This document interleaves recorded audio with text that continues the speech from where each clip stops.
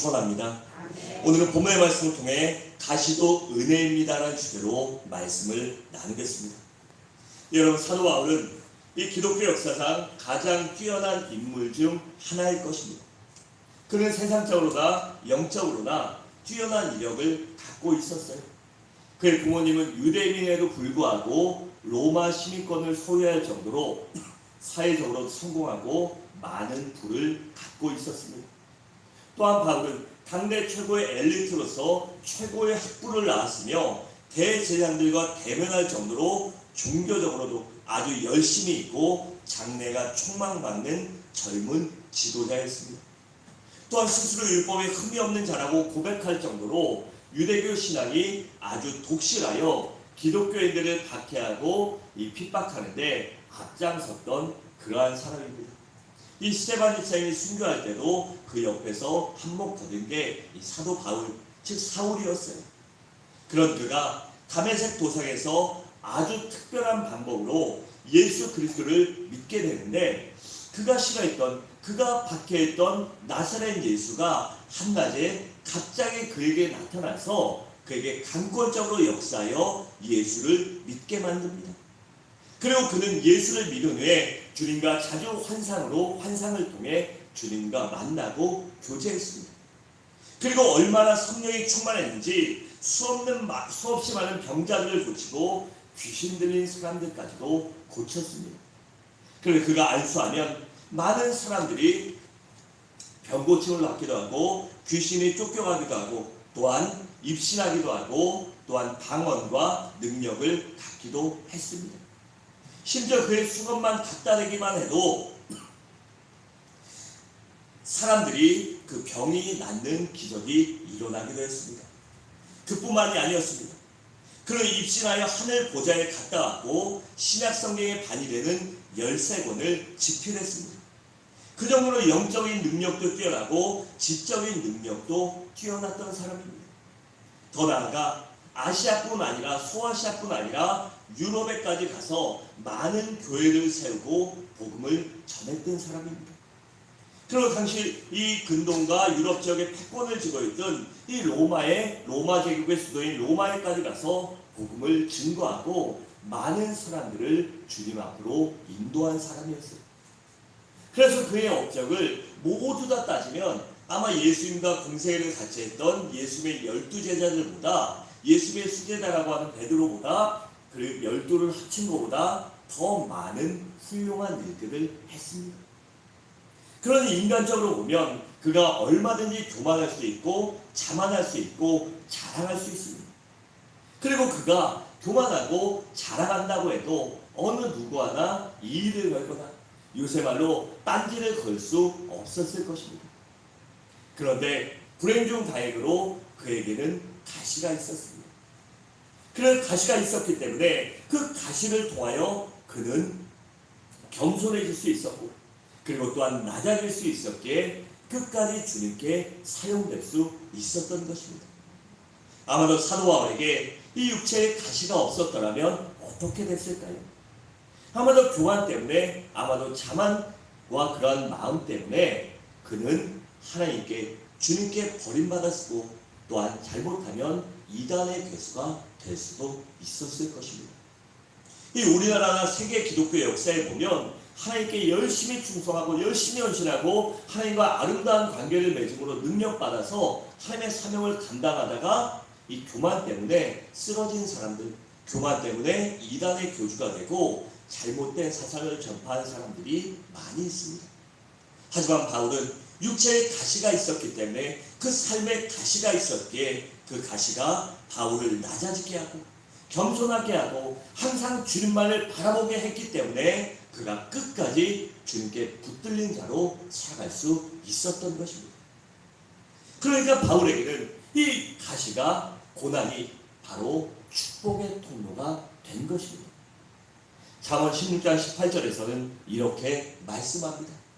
교만은 패망의 선봉이요 거만한 마음은 넘어짐의 앞잡이니라 했고, 또 18장 12절은 마음의 교만은 멸망의 선봉이요 겸손은 존귀의 길잡이니라고 했습니다. 또 야고보서 4장 6절은 하나님은 교만한 자를 물리치시고 겸손한 자에게 은혜를 주신다고 했습니다. 그렇다면 하나님께서 바울에게 허락하신 이 육체의 가시가 무엇일까요? 7절에 보면 사도 바울은 그 가시를 사탄의 사자라고 그렇게 표현합니다. 그러니까 하나님의 허락하에 사단이 바울을 괴롭혔다는 것입니다. 많은 주경가들은, 이 성경 해석학자들은 그 사탄의 가시를 가지고 안질, 즉 눈병, 심각한 눈병이라고 말하고, 어떤 사람들은 간질이라고 하고 또 어떤 사람들은 편두통이라고 합니다. 그런데 그게 안질이 됐든 간질이 됐든 편두통이 됐든 그것이 중요한 것이 아니에요. 사도 바울이 얼마나 그것이 아팠는지 주님께 간절히 기도할 정도로, 그것 때문에 그가 너무나 고통스럽고 힘든 삶을 살 정도로 그를 어렵게 만들었다는 것입니다. 그리고 또 10절에서는 이 사단의 가시를 다른 것들은 능력과 궁핍과 핍박이라고 말합니다. 이 복음을 전하는데 당하는 예수의 생명의 복음을 전하면서 많은 사람들에게, 유대교인들에게 능욕을 당하고, 즉 업신여긴 당하고 많은 박해를 당했습니다. 그리고 궁핍한 생활을 하게 되고 또한 핍박으로 목숨까지도 잃을 지경에 많이 처하게 됩니다. 그런데 여러분, 우리가 여기서 한번 생각해 볼 것은 이 사도 바울이 가졌던 육체의 가시가 됐던 아니면 삶의 환경의 가시가 됐던 그 가시에 찔리면 아픕니다. 제가 그저께도 화단 정리를 하다가 그냥 뭐 이렇게 조금 그 까칠까칠한 게 있는 풀이 있어요. 근데 그냥 장갑 끼기 귀찮아서 확 뽑았더니 가시가 여기 박혀가지고 눈에 보이지 않은 게 박혀갖고 다음날까지 얼마나 여기가 따끔따끔거리고 얼마나 아팠는지 몰라요. 그런데 그 가시에 찔리면요 아프고요, 따끔거리고 신경쓰고 아주 귀찮고 아주 그냥 짜증날 때도 있어요. 자잘한 데 찔리면 짜증나고 귀찮은데 큰 데 찔리면 어때요?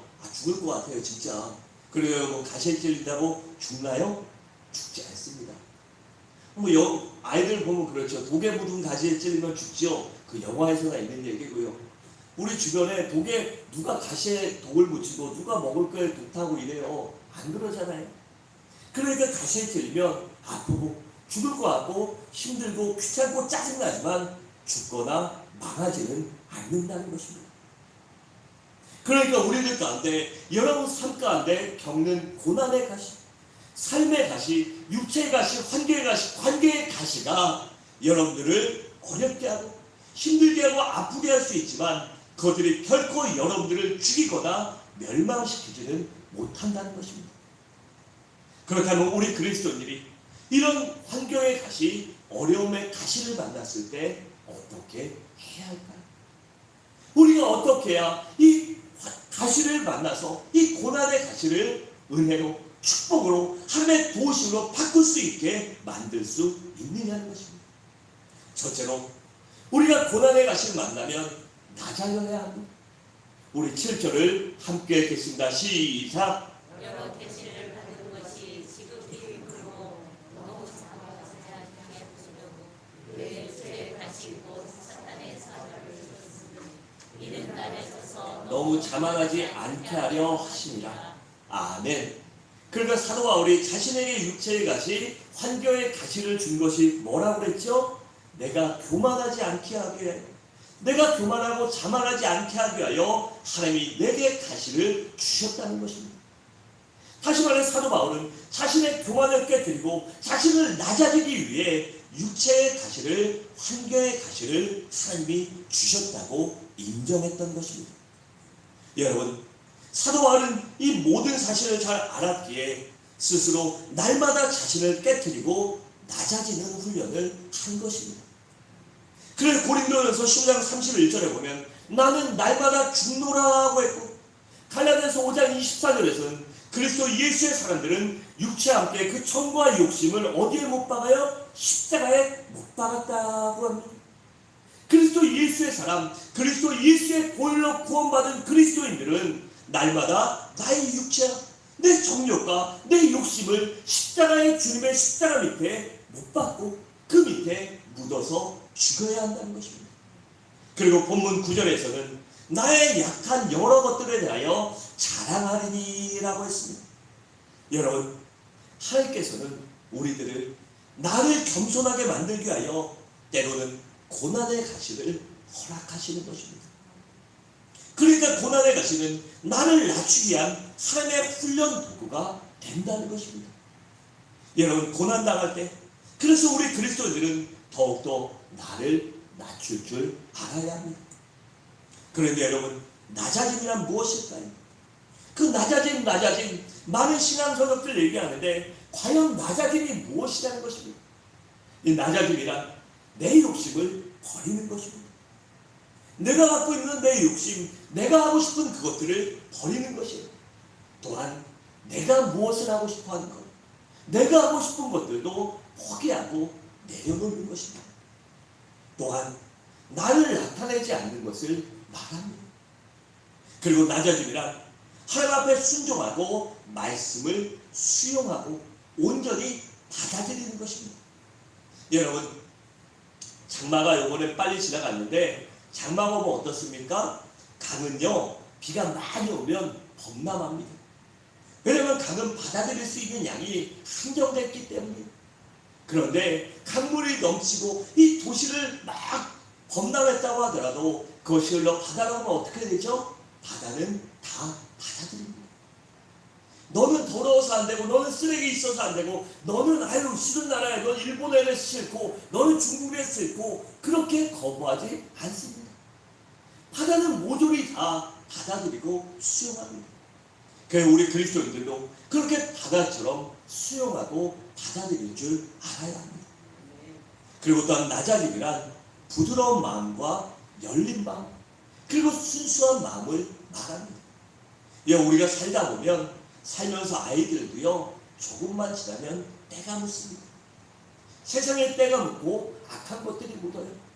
아이들이요, 저희도 목회자다 보니까 말도 좀 좋은 말 쓰고 그러잖아요. 그리고 아이들 안 좋은 것도 안 먹이고 그랬어요.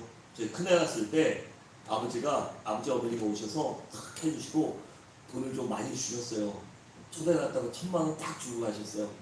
그래서 그걸로 저축하면 좋은데 다 써버렸거든요.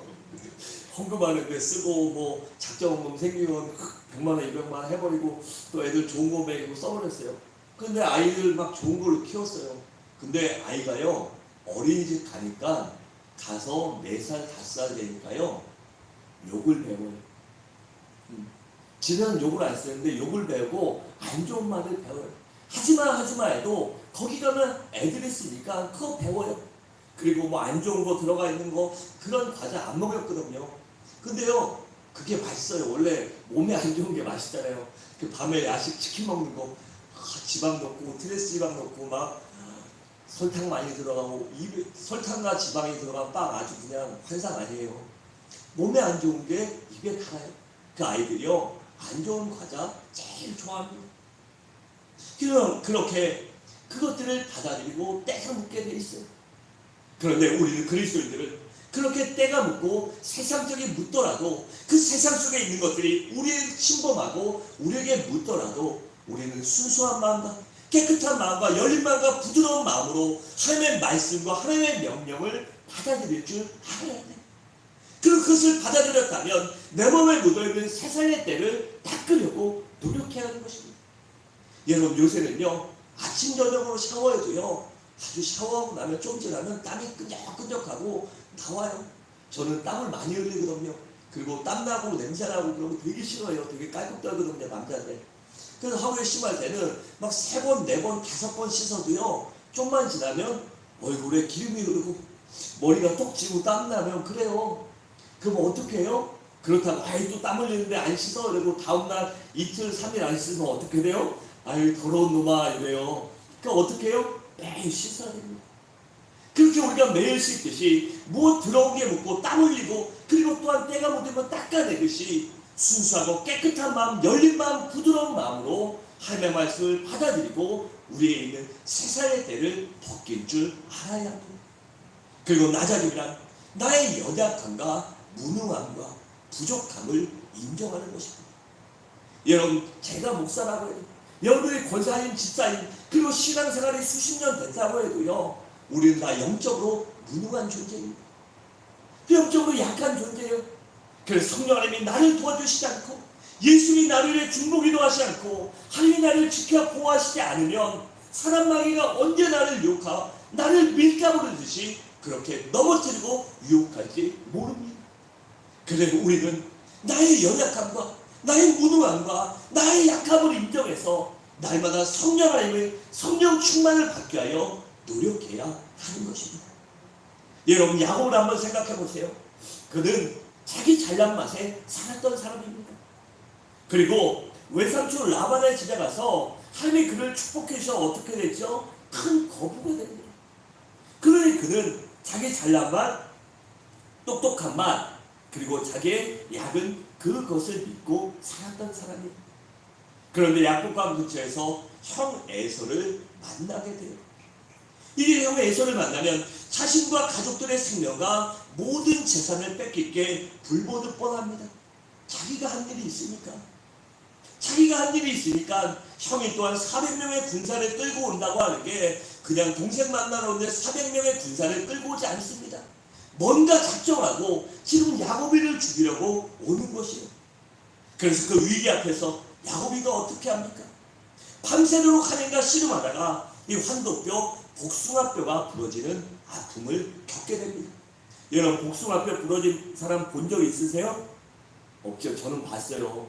저는 교회에서 식당 관리하는 집사님이 주방에서 주일날 뭐 하다가 미끄러지면서 접질러졌는데 복숭아뼈가 왼쪽이 양쪽이 다 깨진 거예요. 그래서 병원에 한 달 반 입원하시고 6개월 이상 재활 치료하고요. 1년 넘도록 다리를 절었어요. 그리고 이 1년 지나고도 일하거나 무거운 일하거나 하면 이게 손상됐기 때문에 어려워서 일을 못할 지경이 됐어요. 그런데 야곱이는 그 의료 기술이 없던 시대에 밤새 하나님의 사자와 씨름하다가 이 환도뼈가 부러진 것입니다. 그러니 얼마나 아프고 얼마나 힘들었겠어요. 그 아픔을 겪게 된 것입니다. 그러니까 그렇게 강했던 자아가, 그렇게 강했던 야곱이가 그날 밤 철저히 깨진 것입니다. 그런데 그 아픔 때문에 그가 살게 됩니다. 다음날 에서가 400명의 군사를 몰고 야곱에게 와요. 기세 등등하게 이놈 아주 그냥 내가 이번에는 그냥 이러고 벼르고 이제 옵니다. 그런데 위세당당하고 교만하고 애매하고 덤빌 줄 알았던 야곱이가 어땠습니까? 밤새 하나님의 사자와 씨름하다 보니까 그냥 하룻밤을 샌 게 아니라요. 올림픽 보고 축구 보다가 밤을 샌 게 아니라 밤새 씨름하고 악당을 치다가 이 환도뼈가 부러질 지경이었으니 몰골이 말이 아니었을 거예요. 아주 죽을 것 같았고 아주 피골이 상접했을 것 같고 아마 지쳐서 죽을 것 같은 그러한 안 좋은 몰골이었어요. 더군다나 다리를 쩔뚝거리며 쩔뚝거리는 게 아니라 제대로 걷지 못하고 이러고 형님 하고 오니 에서가 그를 보는 순간 마음이 녹아졌을 것입니다. 에휴, 저 나쁜 놈 새끼. 그렇게 속이고 왔으면 잘 살기라도 하지. 이 꼴이 뭐냐? 그러고 그 마음이 동생에 대한 애처로운 마음이 들었을 것입니다. 그래서 그 모습을 보고 참아 죽일 수 없었던 것입니다. 그래서 오히려 야곱이를 위로해주고 떠납니다. 그래서 야곱이 살게 된 것입니다. 그러니까 그날 밤 야곱의 환도뼈가 부러지고 밤새 하나님의 사자와 씨름했던 그 가시가, 그 아픔이, 육체가 부서지는 그 육체의 아픔의 가시가 전화유복이 된 것입니다. 여러분, 그래서 우리도 고난당할 때 낮아지는 여러분들 되시기 바랍니다. 둘째로, 우리가 고난의 가시를 만났을 때 우리는 인내하며 기도해야 합니다. 8절을 함께 읽겠습니다. 시작. 이것이 내게서 떠나가게 하기 위하여 내가 3번 주께 간구하였더니. 아멘. 그러니까 여기 보면 이 3번이나 뭐 3번 이런 것들이 우리나라도 강조하는데 여기 사도 바울이 3번 기도했다는 것은 횟수로 3번이 아니라 아주 많이 여러 번 기도했다는 것입니다. 그러니까 육체의 가시가 너무나도 고통스럽고 힘들어서 사도 바울이 결사적으로 필사적으로 주님께 이 가시를 고쳐달라고 간절히 부르셨던 것입니다. 여러분, 이처럼 고난은 우리가 기도하라는 하나님의 신호입니다. 그래 고난이 오면 더욱더 주님 앞에 나와 무릎 꿇고 기도할 줄 알아야 합니다. 언제까지요? 그 고난이 지나가서 축복이 올 때까지, 하나님이 응답하여 주실 때까지 인내하며 기도해야 합니다. 우리가 인내심을 가지고 기도하지 못하고 괜시리 서두르거나 급하게 마음을 먹다 보면 오히려 이를 그르치기 쉽고 더 큰 고난을 당하기도 쉽기 때문입니다. 여러분, 요셉을 생각해 보세요.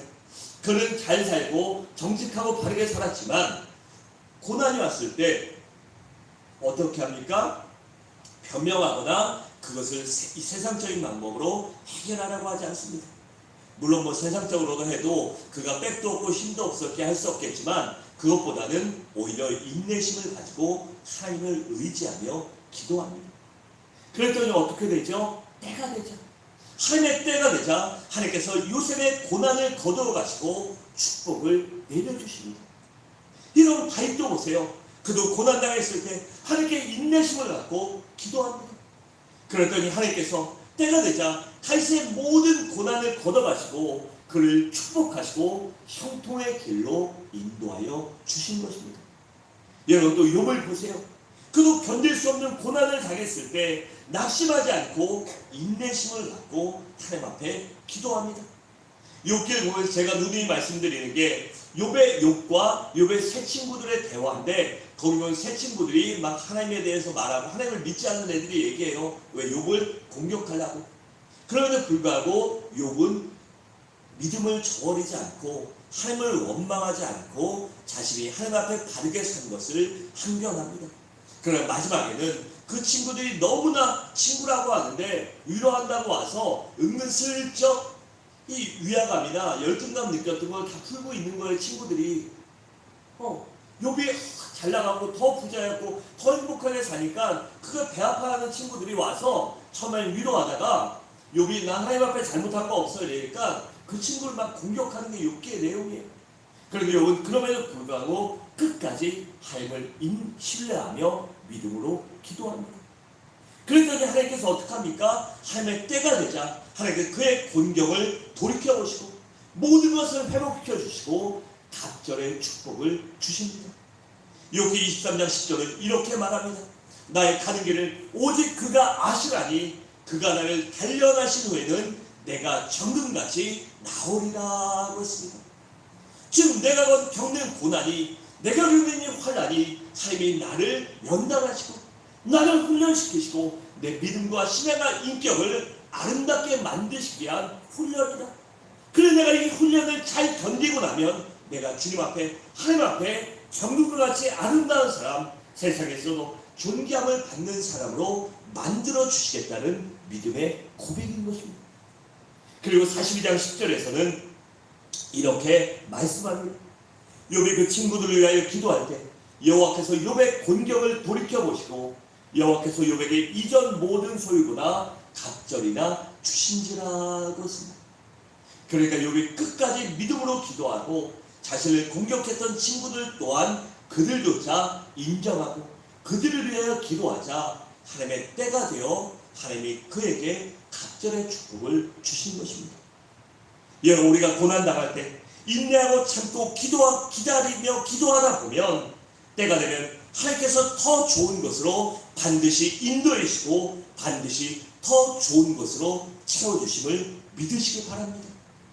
그래, 고난당할 때 끝까지 하나님의 응답받을 때까지 축복이 올 때까지 인내하며 기도하시는 우리 성도님들 되시기 바랍니다. 마지막으로 우리가 고난의 가시를 만났을 때 전적으로 하나님을 신뢰하고 의지해야 하는 것입니다. 우리 9절을 함께 읽습니다. 시작.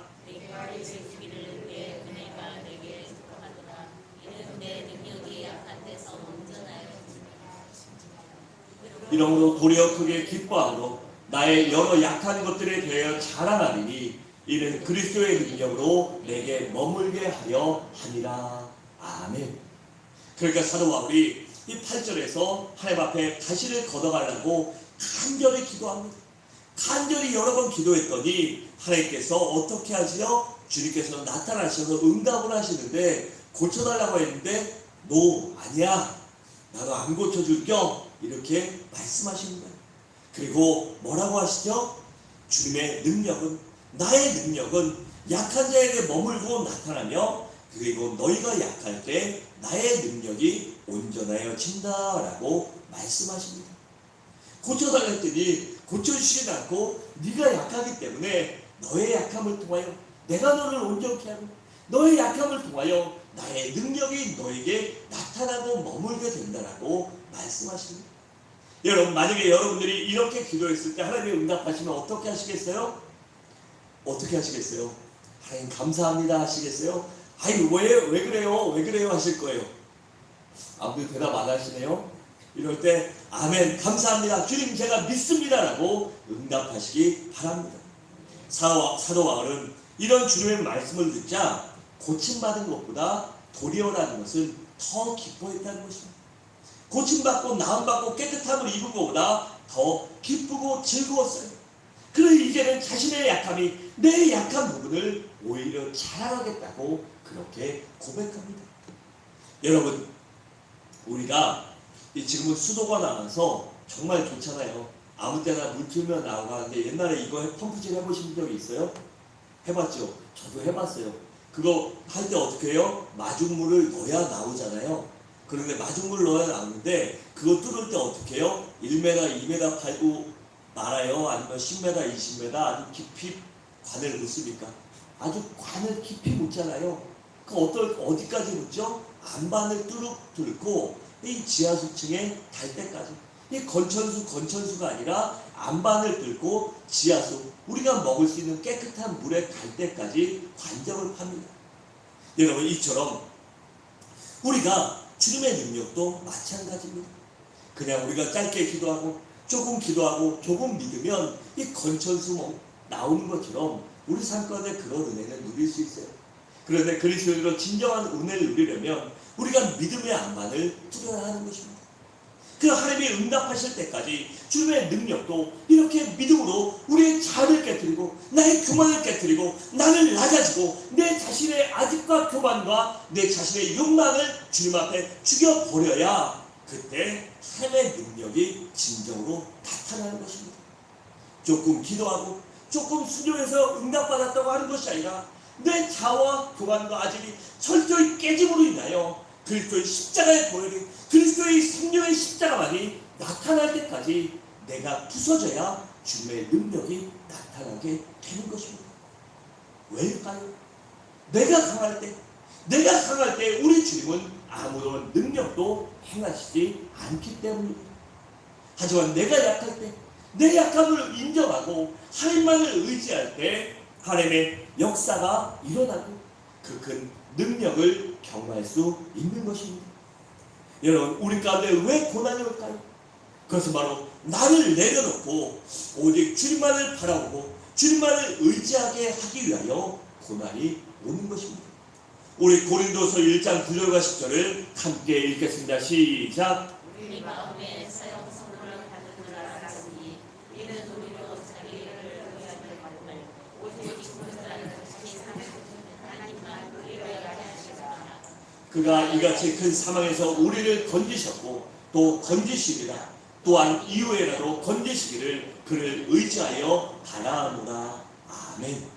여러분, 이렇게 우리가 하나님만 바라보게 하게 하여 하나님이 지금도 건져주시고 앞으로도 건져주시고 내일도 모레도 내가 주님 앞에 가는 그 순간까지 나를 건지시고 보호하기를 내가 원합니다 라고 고백하게 하게 하여 우리에게 고난을 주시는 것입니다. 그리고 내 믿음을 견고히 세워주고 든든히 세워주기 위하여 고난을 주시는 것입니다. 여러분, 온실에 자란 화초는요, 이게 햇볕에 나가면 죽습니다. 온실 속에서 이 화원에서 농원에서 막 빨리 자라야 이게 빨리 빼서 돈 벌잖아요. 그래서 거기는 생육에 좋은 최대한 조건을 만들어줘요. 그래서 아주 빨리 크고 이쁘게 자라는데 걔네 밖에 나가요. 요새 같은 여름에 일주일만 내놓으면요, 애들이 시들시들하고 가고 싶습니다. 내가 죽고 싶습니다. 이렇게 돼요. 그런데 밖에서 자라는 나무는 어떻습니까? 겨울이 오든 여름이 오든 죽지 않아요. 여기 마당에 심어져 있는 이 화단에 있는 감나무, 대추나무, 또 동백나무요, 거기 있으니까 겨울에 작년 겨울에 추웠잖아요. 다 살아남았어요. 올 여름에도 다 살아남아요. 그런데 그 안에 키우는 것들 거기다 내리면 어떻게 될까요? 한 달, 두 달만 지나면 죽어버리고 말아요. 또 겨울이 되면 죽어버리고 맙니다. 그래서 우리는 이러한 시련과 연단을 통해 고난을 통해 강한 믿음으로 세워지기 위하여 우리에게 고난을 주시는 것입니다. 또한 내 중심의 신앙에서 우리 주님의 중심의 신앙으로 바꾸기 위하여 우리에게 고난을 주시는 것입니다. 그래서 고난을 통해 우리의 신앙관과 우리의 인생관과 교회관을 변화시켜 주시는 것입니다. 여러분, 주님을 의지하는 사람은 고난이 올 때 낮아져서 주님을 기다리며 주님의 은혜를 바라며 기도합니다. 그래서 고난은 내 신앙과 믿음을 한번 점검해 볼 수 있는 좋은 기회가 되는 것입니다. 여러분, 고난을 통해 내가 깨어지고 주님을 절대적으로 신뢰하고 의지하면 드디어 주님의 능력이 나타나기 시작합니다. 그 우리에게 믿음의 능력이 나타나고 치유와 기적과 축복의 능력이 나타나고 또한 마귀를 이길 수 있는 능력과 또한 환경을 이길 수 있는 능력 그리고 나를 이길 수 있는 능력이 나타나게 되는 것입니다. 또한 고난을 이길 수 있는 능력도 나타나게 되는 것입니다. 그래서 고난이 오히려 우리에게 축복과 은혜가 되는 것입니다. 그러므로 여러분, 현재 고난당했다면 그 고난을 보고 실망하고 좌절하고 낙담하는 것이 아니라 고난 뒤에 있는, 고난의 문 뒤에 있는 축복을 보고 하나님의 은혜를 보고 하나님의 채워주심을 바라봄으로 인하여 고난과 시련을 믿음으로 이겨내시기 바랍니다. 우리가 믿음으로 이겨내면 그 고난의 문이 열려지고 믿음으로 문을 열고 고난에 있는 축복을 반드시 경험하게 될 것입니다. 사랑하는 성도 여러분, 말씀을 마치겠습니다. 우리 모두 고난의 문제 앞에서 낮아지시기 바랍니다. 또한 오직 믿음으로 인내함으로 더욱 하나님을 의지하고 하나님만 바라보고 하나님만 의지하시기 바랍니다. 그래 주님의 능력이 나타나 고난이 축복으로 바뀌는, 고난이 축복의 통로로 변화되는 그러한 능력을 경험하는 우리 서울중앙의 귀한 성도님들 되시기를 주님의 이름으로 간절히 축원합니다.